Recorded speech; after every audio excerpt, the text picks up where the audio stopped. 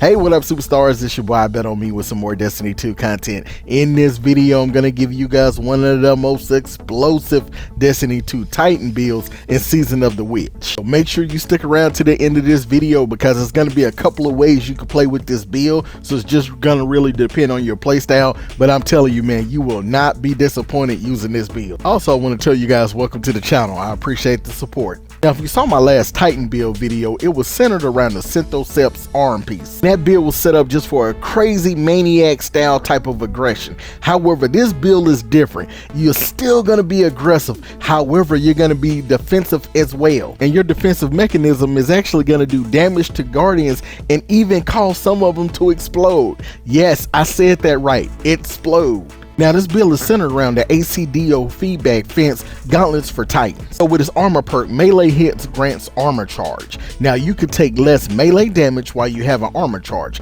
Now, taking melee damage causes you to emit a burst of damaging arc energy that jolts targets. Now, consuming your armor charge and dealing more damage based on the number of stacks consumed. So anytime you get hits or melee kills, as you can see, the armor charges will stack up. Now, I have it to where I stack mine up to times 4. You can actually stack it up to times 6. So the more armor stacks you have, the greater the damage will be inflicted on the target. And see, then I mentioned when you take damage, it emits a burst of damaging arc jolts. So when people hit you, it actually can explode them. So that's what you're seeing in some of the gameplay in the background. Now you see why I say, man, this is an aggressive build, but it's also a defensive build. So man, you can either play up close or you can play kind of far back. It really just depends on your play style. Either way it go, man, you're going to be able to live a lot longer than the average player because of these mechanisms. So in this build, it's very important to make sure we use mods and weapons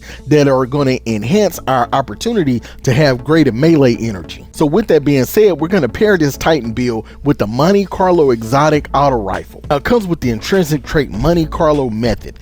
Dealing damage with the weapon reduces your melee cooldown and grants a chance to fully charge a melee ability with each kill. And it also has the trait Markov chain. This weapon gains increased damage from melee kills and kills with this weapon, and melee kills grant ammo for this weapon. Now we have the Monte Carlo catalyst, which at 5 stacks of Markov chain basically turns this thing into a glaive. All right, so when you land a hit with it, your melee hit grants melee energy. Recently, Bungie reworked the ACD and buffed it. All right, then they turned around and put in a Monte Carlo catalyst. There is no coincidence, guys, that they want you to use this gauntlet included with the Monte Carlo. They paired that for a reason. Also, down in the comment section, guys, I would definitely love to know what you guys think about this build. What are some of the things that you're using? Have you used the ACD build with Strand that a lot of people are using for like a ultimate glitch build? For our subclass, we're going with the Striker Titan. Now for our super, I'm using Thunder Crash. Now Ballistic Slam did get a recent buff, but to me, man, I just really like Thunder Crash better because you're able to kill multiple enemies at one time, and once you kill enemies, you can actually turn around and do other moves, more aggressive moves to get other kills. And for me, Ballistic Slam is just too easy to get killed, and also you're kind of like a sitting duck whenever the animation stops. Now for our first aspect, we're going to use the Touch of Thunder because see, it could jolt targets. Now see, when you jolt a target, they're energized with destructive arc light, so they take additional damage while jolted, and it chains lightning to nearby targets. And also the jolt damage causes overload champions to be stunned as well. So this is a real good build to use in PvE as well, not just PvP. I was using this earlier as well when I was playing PvE. And also what's pretty cool about the Touch of Thunder, see, I'm going to pair this with lightning grenades, so it's going to grant an additional grenade charge and jolts targets hit by the initial blast. For our second aspect, I'm using Knockout, which is my favorite because see, when you critically wound a target or break their shield, it infuses your melee attacks with arc energy and increases your melee range and damage for a short duration. And defeating targets with a melee attack starts health regeneration and makes you amplified so you can move faster. So anytime I get a kill with my melee, Knockout is going to last for 6 seconds. All right, then is also going to give me amplified for 15 seconds so I could just move around the map at a blazing speed. For my first fragment, I'm going with the Spark of Resistance. While surrounded by combatants, you are more resistant to incoming damage. So see, that's going to help with that defense mechanism, okay, to where I can take more damage, which in turn is going to help explode people with the ACD's perk. All right, but then also I'm going to add plus 10 to my strength, so my melee cooldown to come back faster. And next is the fragment Spark of Instinct.